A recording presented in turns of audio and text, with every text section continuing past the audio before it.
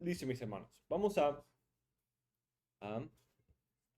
Entonces, mis hermanos, en esta clase vamos a continuar con los escritos, empezando con los escritos, y vamos a introducir el libro de los Salmos. Vamos a pasar 3 clases en el libro de Salmos. Um, una introducción un poco general, y de ahí vamos a ver algunos de los tipos o clases de Salmo, y de ahí finalmente vamos a pasar un tiempo estudiando los temas de los Salmos. Hoy vamos a ver los primeros 2. Entonces, antes de hacer esto, quiero hacer un comentario sobre la tarea que estamos haciendo, sobre todo para ti, mi hermano Oscar, ya que tuviste que salir el día de ayer. Mi hermano Oscar, ¿estás ahí?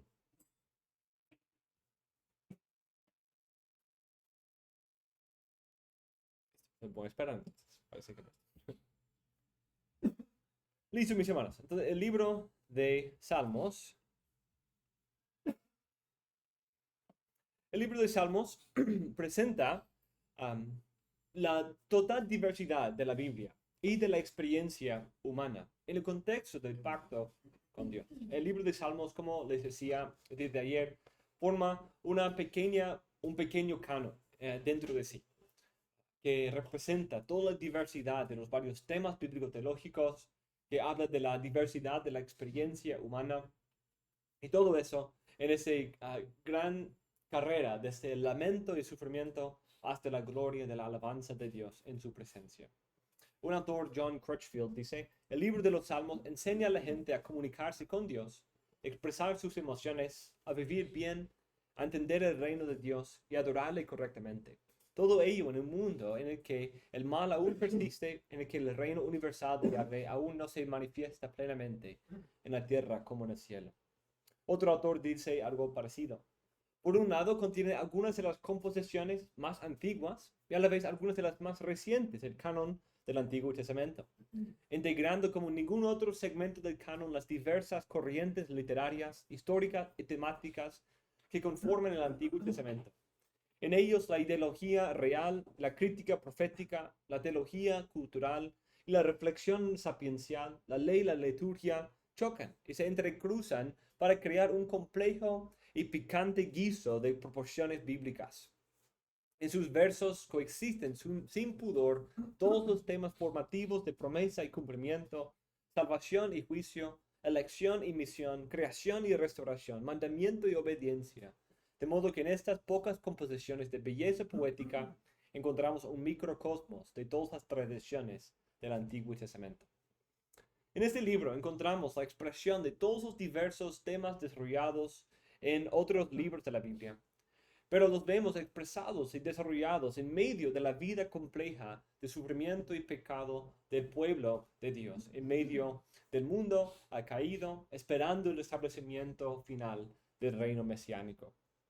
Este libro muestra cómo aplicar la Torá y vivir con sabiduría y esperanza en medio de este tiempo de ya, pero todavía no. Este tiempo estamos todavía en exilio, estamos esperando la venida del rey. El libro en hebreo se llama Tehilim, Tehilim, que significa alabanzas, o Sefer Tehilim, el libro de alabanzas. Según la tradición judía, David es el autor de los salmos, y obvio, podemos decir, David es el autor de los salmos, pero eso no significa que él escribió cada uno de los salmos, porque hay muchos que se atribuyen a otros autores y algunos que parecen ser después de su tiempo. Algunos, obviamente, autores critican y tratan de examinar cada uno. Algunos rechazan la autoría davídica de varios de ellos, como hemos visto en muchas otras partes. Pero muchos de ellos son familiares con o representan contextos y temas davídicos en cuanto a su pacto, su vida con Saúl. Ponen un contexto en la vida de David en varios salmos que hablan de su salida, su huida de Absalón, cuando el Señor le dio descanso de Saúl, cuando Doeg, el edomita, le maldijo, y muchos otros momentos en la vida de David que se encuentran en los títulos de los varios salmos a lo largo del libro, a lo largo del libro. Entonces David es el autor, según el canon hebreo, de por lo menos 73 de esos salmos con título, 12 del señor Asaf, 10 de los hijos de Coré, 2 que se conecten con Salomón, que puede ser por Salomón o para Salomón, uno de Emán, uno de Etán el Esraíta, y uno se atribuye a Moisés incluso.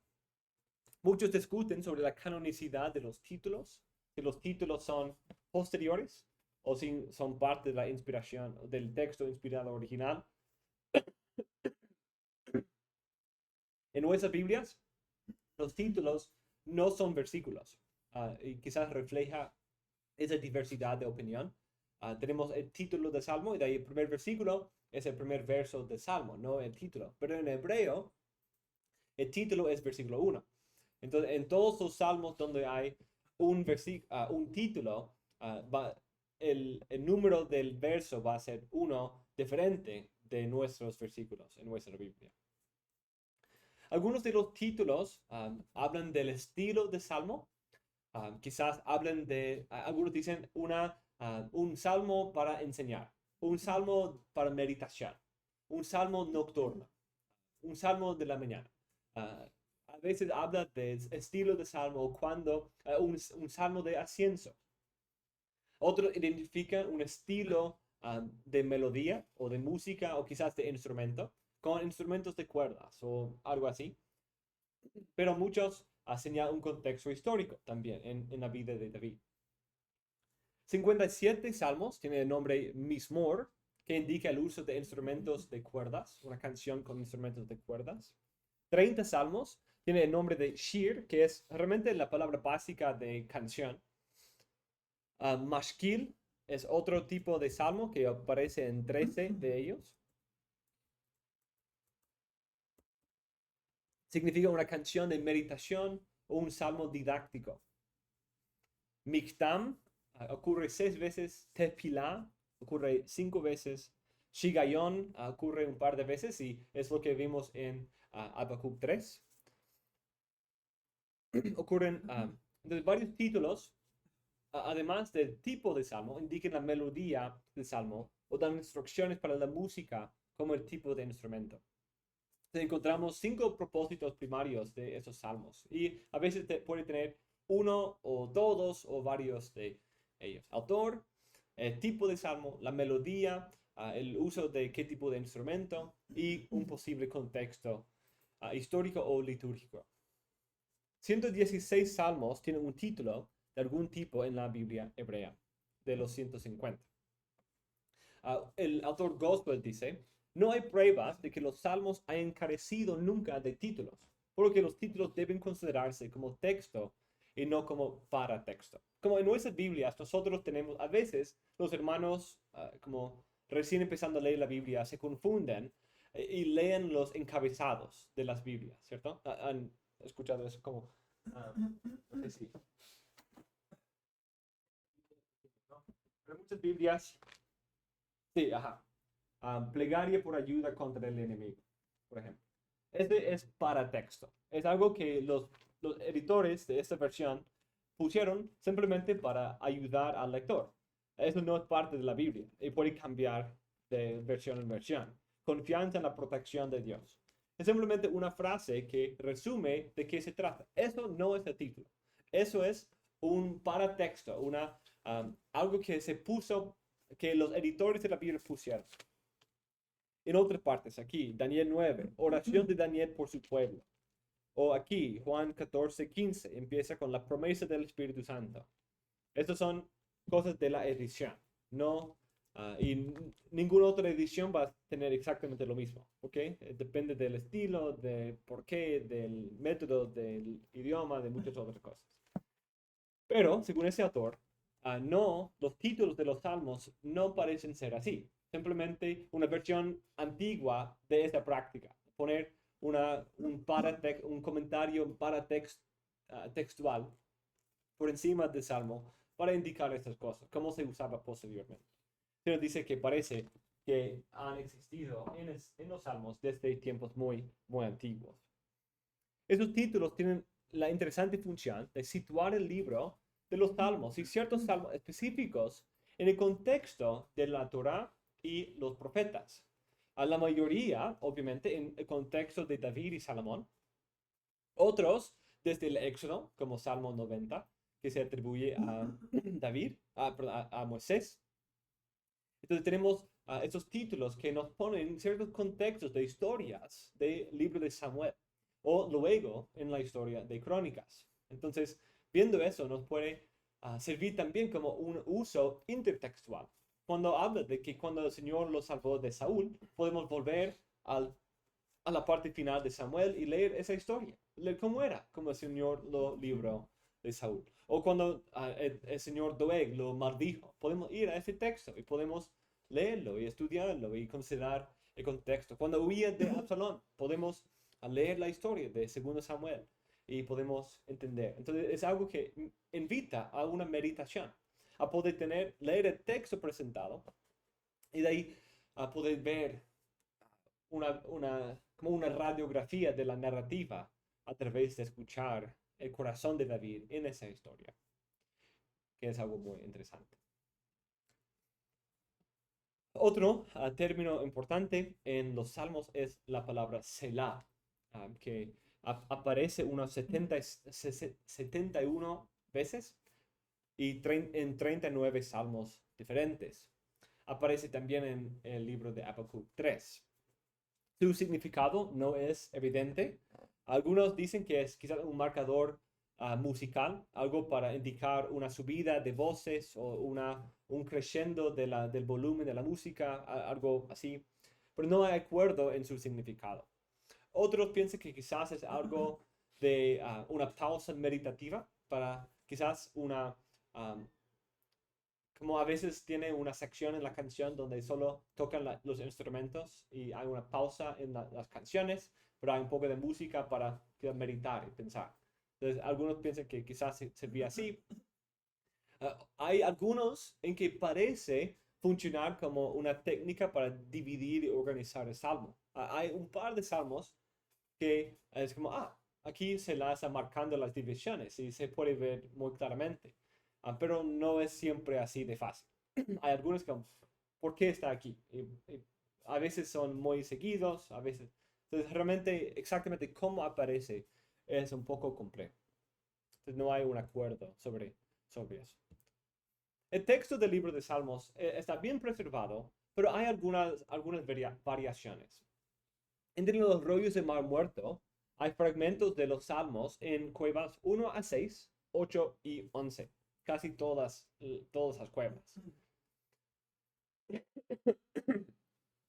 Un documento de la cueva 4, que vimos que la cueva 4 es la que contenía la mayor cantidad de manuscritos bíblicos, que contiene Salmos 6 a 69 y son casi en el mismo orden canónico que hoy tenemos. Interesante. Nuestro orden sigue el orden de la Biblia hebrea, nuestro orden siendo el orden español o en las Biblias modernas. La Septuaginta tiene 151 salmos. Agrega uno final, que es aceptado como canónico por la Iglesia Oriental Ortodoxa y otras denominaciones. Y tiene algunos títulos nuevos agregados, que atribuye 84 en vez de 73 a David. Tiene más títulos que los salmos en la Biblia hebrea. También la numeración es un poco diferente. La Septuaginta une dos que nosotros dividimos y divide uno que nosotros normalmente tenemos como uno. Entonces, en nuestra Biblia, 9 y 10 son conectados porque de hecho son un acróstico extendido a través de 9 a 10. En la Septuaginta es solo un salmo, 9 y 10, el Salmo 9. Nuestro 114 y 115 se combinan en la Septuaginta en el Salmo 113. Pero nuestro 116 se divide en 114 y 115. Y el 147 también se divide en dos en la Septuaginta. Entonces combina dos pares y divide dos pares. Y por eso tenemos casi el mismo número aunque una numeración un poco diferente. Según el prefacio de un documento de los Salmos, habla como una introducción de los rollos del Mar Muerto, dice que David escribió 4050 salmos. Entonces, si ese es el caso, obviamente nuestro libro de Salmos no contiene todos los salmos que escribió. Y hay incluso muchos otros que no vienen de él, sino de otros autores. Tenemos fechas desde 90 antes, desde el siglo XV antes de Cristo, en el Salmo 90, hasta el tiempo del exilio y cuando están en Babilonia, en el siglo VI antes de Cristo, en 137. Entonces, realmente los salmos sirven de una manera hermosa para resumir todo el canon hasta el momento, ¿cierto? Toda la historia de la Torá y los profetas a través de esa diversidad histórica y temática. Entonces, señalamos como crónicas a veces aparece al principio del libro de los escritos, los hagiógrafos, porque empieza con Adán y termina con el regreso, que es un buen resumen de la historia anterior. Pero Salmos hace algo muy parecido. También sirve como un buen resumen, recapitulación del canon, a través de hacer referencia, relatar la historia de Israel en como 105, 106, que relata la historia del Éxodo y Abraham y todo eso. El Salmo de Moisés en capítulo 90 y varias otras cosas que nos conectan con la historia del Pentateuco. Y de ahí tenemos la parte central en David, que es la parte central de los profetas, ¿cierto? Y vemos muchos de los temas desarrollados en los profetas, incluso hasta el tiempo del exilio y la esperanza para el regreso del exilio. Muchos salmos comunican esa esperanza del regreso del exilio, como en Salmo 89 y otros, o 107 también. Entonces hay una esperanza aquí del Mesías, una recapitulación en todos los salmos. Entonces, si ese es el caso, ¿cómo se compuso la forma canónica de los salmos? Obviamente David no la compuso en su forma final porque algunos salmos son posteriores a él. Entonces, ¿quién fue el compositor? ¿Cómo se compuso? ¿Por qué se compuso de esta manera? Porque no hay un orden obviamente lógico. Entonces, no es una teología sistemática. Como a veces nuestros himnarios hoy son sistemáticos. ¿Han notado eso? Que empiecen con cosas generales de alabanza por la creación, como cuán grande es Él, y otros himnos que hablan del Dios como creador de todas las cosas. De ahí habla quizás de Cristo, y de ahí la salvación, el perdón de los pecados, y de ahí habla algunos del Espíritu Santo, quizás otros sobre la cena del Señor, otros himnos que acompañan esos momentos. Y de ahí hay algunos de esperanza escatológica al final. Entonces, como siguen una progresión lógica obvia cuando lo examinamos. La vida cristiana y también. Pero los salmos no se organizan así. Hay una mezcla de lamento en un momento y de ahí alabanza y gratitud y felicidad el otro momento. Esperanza y desesperanza. Hay momentos de liturgia pública y de ahí momentos de adoración privada. Hay día y noche. Hay muchas cosas que están todo ahí tirado en una manera diversa. Hay algunas colecciones, como vamos a señalar, pero no es algo tan obvio cómo se organiza. Incluso hay un par de lugares donde dice aquí terminan las palabras de David, cuando hay salmos de David que vienen después de ese momento, como en 72, termina con esa frase, aquí terminan las palabras de David, hijo de Isaí. Pero de ahí, Salmo 145 es un salmo de David y varios otros después de ese momento. Entonces, exactamente cómo y por qué no es tan obvia, pero parece haber cierta orden y estructura y propósito.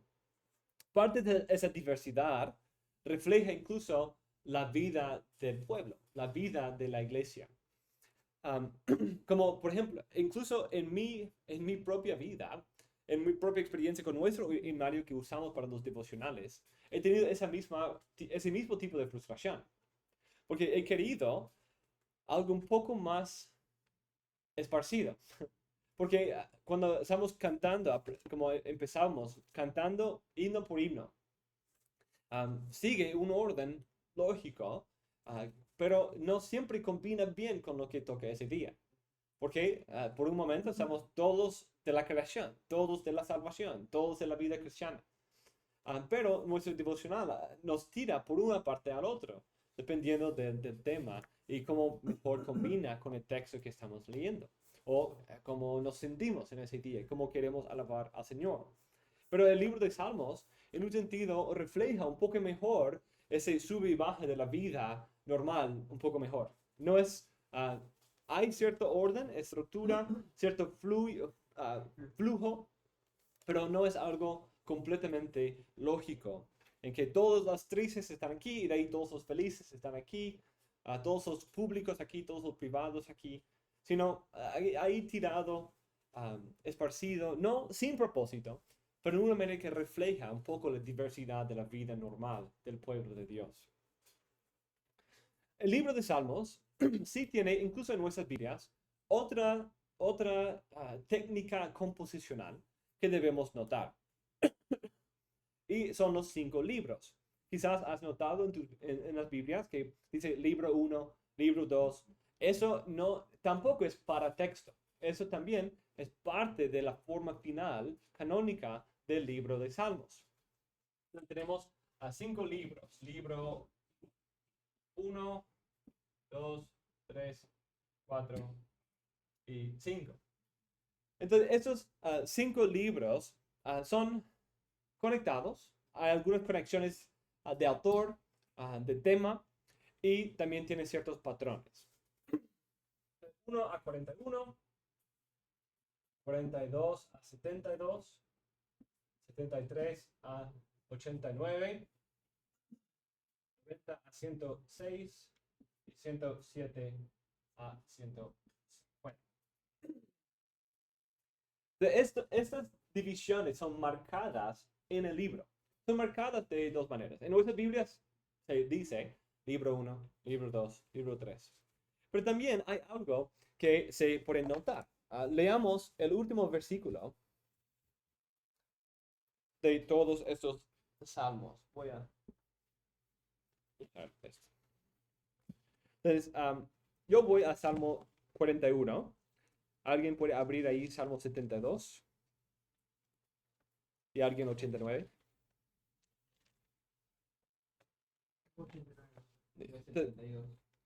Listo. Y de 106.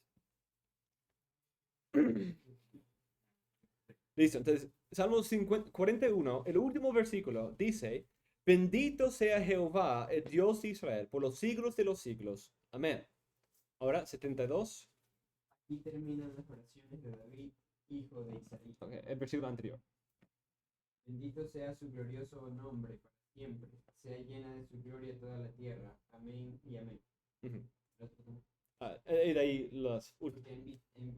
Bendito sea el Señor Dios, el Dios de Israel, el único que hace maravillas. Bendito sea su glorioso nombre para siempre. Sea llena de su gloria toda la tierra. Amén y amén. Aquí terminan las oraciones de David. Listo. Muy bien, gracias. Y de ahí ahora 89. Bendito sea Jehová para siempre. Amén. Y de ahí el final de 106. Bendito Jehová, Dios de Israel, desde la eternidad y hasta la eternidad. Y diga todo el pueblo, amén, aleluya. Y de ahí podríamos leer todos 145 a 150. Pero 150 es muy llamativo.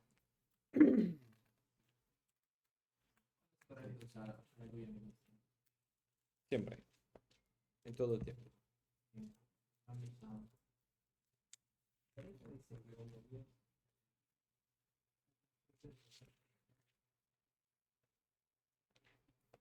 Alabad a Dios en su santuario, alabadle en la magnificencia de su firmamento, alabadle por sus proezas, alabadle conforme a la muchedumbre de su grandeza, alabadle a son de bocina, alabadle con salterio y arpa, alabadle con pandero y danza, alabadle con cuerdas y flautas, alabadle con símbolos resonantes, alabadle con símbolos de júbilo. Todo lo que respira, alabe a Yah. Aleluya. Entonces, ¿qué notamos en estas, al final de cada uno de estos libros? Aleluya, la idea de aleluya, bendecir, bendito sea Dios, amén, el amén que concluye a veces amén y amén, el bendecir en nombre de Dios por los siglos de los siglos o para siempre. Entonces, es algo que parece ser quizás una técnica redaccional para cerrar el libro con una bendición del nombre de Dios. No es algo completamente separado del salmo individual, pero sí parece ser una parte redaccional que concluye no solamente el salmo, pero también el libro como tal, el libro entero. Usted mencionó que en otras iglesias tienen un salmo adicional. Ajá, 151. ¿Y cómo termina el de ahí? ¿No es el mismo 150 del otro? No, el 151 es otro. En otro momento podemos leer. Porque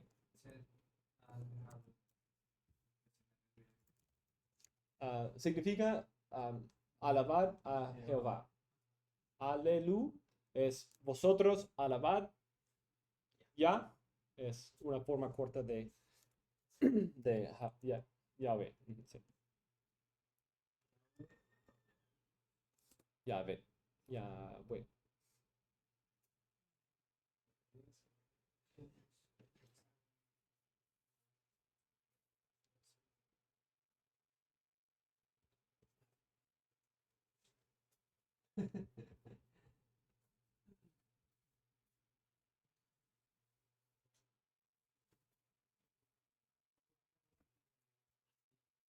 Listo. En los primeros salmos, el primer libro, casi todos son de David. Casi todos son de David. 42 a 72. Tiene varios de David, la mayoría de David, con un par ahí esparcidos de los hijos de Coré y Asaf. A 73 a 89 son principalmente de Asaf y los hijos de Coré. 90 a 106 son casi todos anónimos, aunque en griego varios de ellos tienen el título de David. Y 107 a 150 son primariamente davídicos, con esos cánticos de ascenso o graduales de la subida a Jerusalén. Y podemos también agregar otra división a esa estructura, que parece que 1 y 2 es una introducción temática. Y es interesante, ¿cierto? Notando aquí, bendito, bendito, bendito. Terminando todos esos libros con bendito sea Jehová, ¿cómo empieza la introducción? Sí, en un título, bendito sea el hombre que obedezca al Señor, el hombre que medite en la ley del Señor, el hombre que confíe en el Señor. Entonces empieza uno con una bienaventuranza y termina con una bienaventuranza. Entonces es interesante esa estructura de bendición que parece unir, bendiciendo a Dios por su obra de salvación, por sus proezas, por su grandeza, por su gloria, por lo que Él es, por su nombre grande en la tierra. Y esa bendición ahora siendo transmitida al pueblo que confía en Él, obedece y medita en su ley. Y podemos agregar una conclusión aquí a 145 o 6 a 150 como una conclusión. De 1 y 2 vamos a estudiar más y hemos considerado en el pasado, pero estos dos forman una introducción al libro que pone ese contexto de los salmos, que nos da esa técnica, como vimos en Josué, ¿cierto? Josué empieza con un llamado a Josué de parte de Dios a meditar en la ley. Entonces, en un sentido, señalamos que es algo que desarrolla el personaje de Josué, desarrolla un poco el contexto de cómo va a seguir la historia, que deben buscar la bendición en sus metas y su misión a través de obediencia a la ley del Señor. Pero también señalamos que probablemente es un llamado al lector también a leer no solamente el libro de Josué, pero el libro de los profetas, con meditación en la Torá, meditando en la Torá. Entonces, Salmo 1 hace lo mismo para los escritos.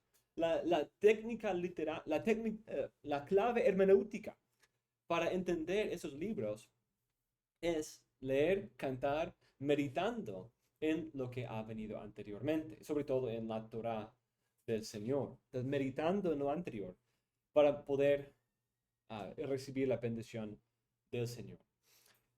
Y poder expandir eso a los profetas, porque Salmo 2 incluye esa promesa mesiánica conforme a las promesas de los profetas y sobre todo a 2 Samuel 7, pero como también ampliado en los profetas posteriores. Entonces empieza con la palabra de Dios y el Hijo de Dios, y literalmente el Hijo de Dios.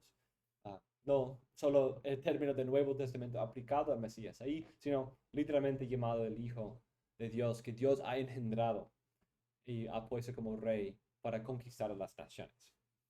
Así empieza el libro y termina. Ok, entonces esa es la introducción que señala algunos de los temas. Y de hecho, esa estructura es algo que aparece en un par de lugares del libro de Salmos. Entonces, de hecho, es algo interesante, muy interesante esto. Porque cuando nosotros hablamos de los 5 rollos,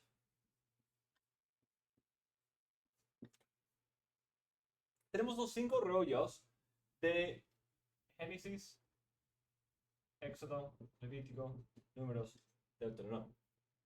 Entonces, algunos han notado una simetría y paralelismo entre los 5 libros de los Salmos y los 5 libros del Pentateuco. No quizás temáticamente, dicen, este habla de la creación, este habla del Éxodo, este habla del templo. No así, pero debido a que son 5 libros que en últimas están buscando recapitular la historia anterior y quizás incluso reflejando esa estructura misma de la Torá que es tan importante en Salmo 1, incluso en su propia estructura. Algo parecido sucede en el libro de Mateo, que se organiza alrededor de 5 secciones, 5 enseñanzas de parte del Señor, que incluso su marcador es la misma frase con la cual Deuteronomio termina el último libro, la última sección de los discursos de Moisés. Interesante. Pero algo que también, otra estructura que vimos aquí, es que hay aquí Génesis 49, hay aquí números 23 y 24, y aquí hay Deuteronomio 32 al 33. Aquí voy a poner Éxodo 15, pero la razón que no lo mencioné es que estos 3 son conectados con Éxodo 15 y varios otros pasajes, como Génesis 3:15, pero algo que esos 3 tienen en común es la figura principal se para hablar sobre la nación de Israel, acerca de cosas que suceden en los últimos días. Hay algo que une esos 3, normalmente que no une a los otros. Éxodo 15 no habla de los últimos días específicamente. Y aquí, en el libro de Salmos, también tenemos otra división de 3 que aparece en el libro. Y es una estructura parecida. En 1 y 2, tenemos la Torá. Y 2, el Mesías. Y de ahí, luego, tenemos 18, que es el Mesías. Y 19, que es la Torá.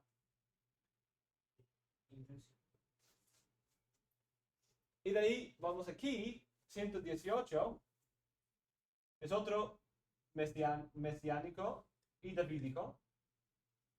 Y 119, ¿de qué habla? De la Torá, ¿cierto?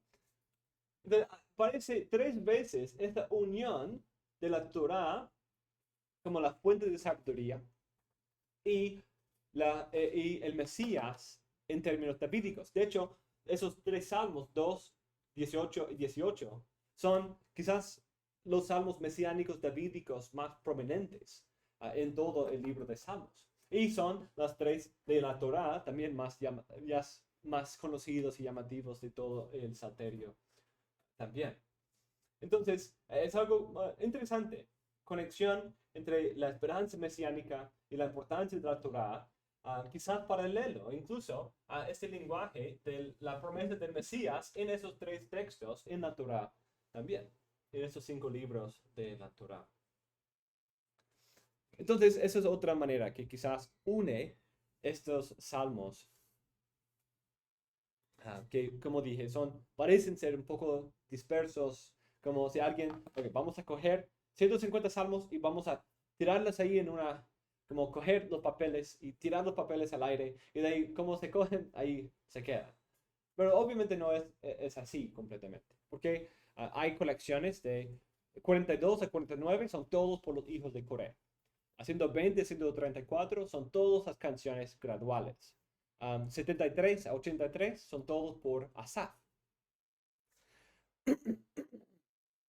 Y esa es la estructura aquí. Poner la Torah y el Mesías juntos. Es algo que une el canon mismo. Éxodo, Deuteronomio 34 y Josué 1 empieza con la Torah y la esperanza del profeta como Moisés. Los profetas termina con esa misma idea. Y ahora Salmos empieza y se organiza alrededor de esa conexión también. Entonces, otra vez es un pequeño canon, 3 secciones unidas por énfasis en recordar la Torá y esperar en el Mesías, como el canon del Antiguo Testamento mismo. Entonces, incluso quizás estructuralmente es un microcosmos del Antiguo Testamento. No solamente temáticamente, pero algunos indicios de también algo estructural de eso. Ok, entonces después de la introducción, empieza con número 3, con lamento. Con una serie de lamentos, lamentando la realidad de los enemigos y la persecución y la opresión que el pueblo de Dios sufre. Entonces eso nos da es algo también importante y se conectan con la parte final de la conclusión. La parte final de la conclusión, como vamos a ver, resume y recapitula todos los temas de los libros anteriores en el contexto de alabanza y gratitud al Señor, alabando al Señor por todos los temas que vemos en el libro de los Salmos. Pero vemos que todo el libro de Salmos, aunque no es consistente, hay sub y bajas, pero así es la vida. Pero en pacto con Dios, en el medio de ese tiempo de exilio, hay una dirección. Es sub y bajas, hay momentos de gran tristeza y dolor, pero hay un ascenso, hay una dirección para arriba en la cual estamos yendo, que empieza con lamento y tristeza, pero termina con alabanza en el nombre del Señor. Entonces, aunque no es quizás tan obvia la organización, parece que por lo menos esos límites nos dan cierta dirección, cierta trayectoria general de Salmos, de la vida del pacto. Esa vida de exilio, de tristeza, de lamento, de opresión, persecución, tentación y muerte, y la esperanza final a la cual nos dirigimos. La esperanza final de la salvación, de la alabanza en la presencia de Dios, entrando en el templo para adorar a Dios con toda la creación. Entonces, lenguaje, obviamente, de un nuevo Edén, de una nueva creación.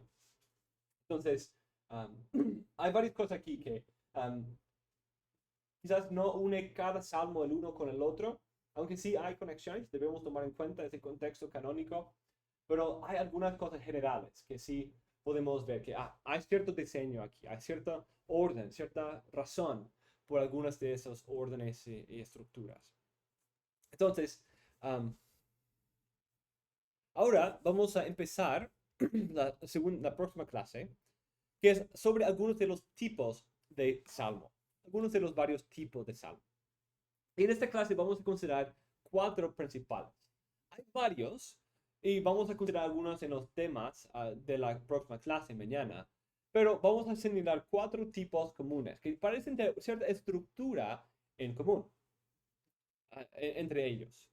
Entonces, en primer lugar, los salmos de alabanza, de ahí vamos a ver agradecimiento, y de ahí en la próxima clase vamos a ver lamento y imprecatorios, los salmos imprecatorios. En primer lugar, salmos de alabanza. Ese salmo contiene una exhortación a alabar a Jehová, seguida de una lista de atributos o razones por las cuales alabar. Concluye con una llamada alabanza final. Se centra en la naturaleza benévola de Dios, quizás sus obras o algo que Él ha hecho que merece alabanza, expresando la confianza del salmista en el Señor y en su poder y gracia. Aleluya es llamada más común, es el llamado más común de alabanza, que significa todos alabar a Yahvé. Algunos ejemplos de estos son 8, 29, 33, 117 y 146 a 150. El Salmo 117 es un ejemplo corto. Entonces, como dije, son 3 partes. Un llamado a alabar, un motivo de alabar y un llamado repetido. Entonces dice en el Salmo 117, alabad al Señor naciones todas, alabadle pueblos todos. Entonces, llamado a la alabanza. 2, porque grande es su misericordia para con nosotros y la verdad del Señor es eterna. El motivo, ¿por qué alabarle? Y termina, aleluya, alabar al Señor, ¿cierto? Dice aleluya y eso significa alabar al Señor. Entonces ven eso. Pequeño ese salmo, el más corto de todos, pero glorioso, de hecho, de la fidelidad pactual de Dios. Es una razón por la cual alabarle. Y de ahí, en segundo lugar, tenemos los salmos de agradecimiento. Ese tipo de salmo es una combinación de alabanza y de lamento. Muchas veces empieza con lamento, el sufrimiento, pero de ahí habla de cómo Dios ha salvado y le da gracias. Entonces, el salmo de agradecimiento empieza hablando de tristeza, de que ha sufrido, pero clamó al Señor, el Señor lo salvó y ahora le da gracias y alabanza. Ese salmo le agradece y le alaba a Jehová por su salvación de sufrimiento y dolor pasado. Una declaración de alabanza a Jehová, seguida por una narrativa de la salvación de Dios. Hay una invitación al pueblo que le acompañe en su alabanza y al final hay una conclusión que normalmente viene con un juramento de cómo la persona le va a pagar sus votos. Como en Jonás 2, es una forma de eso, es una forma de alabanza de salmo de agradecimiento. 104, 107, 116 y 136 son ejemplos. El ejemplo que tengo aquí es Salmo 30. Salmo 30 es un salmo de David. Empieza con la declaración: te glorificaré, oh Jehová, porque me has exaltado y no me permitiste que mis enemigos se alegraran de mí. Entonces, es un resumen realmente de todo. De ahí tenemos la narrativa 2 y 3. Jehová, Dios mío, a ti clamé y me sanaste. Oh Jehová, hiciste subir mi alma de Seol. Me diste vida para que no descendiese a la sepultura. Entonces, él estaba a punto de morir. Él clamó al Señor y el Señor lo salvó de la muerte.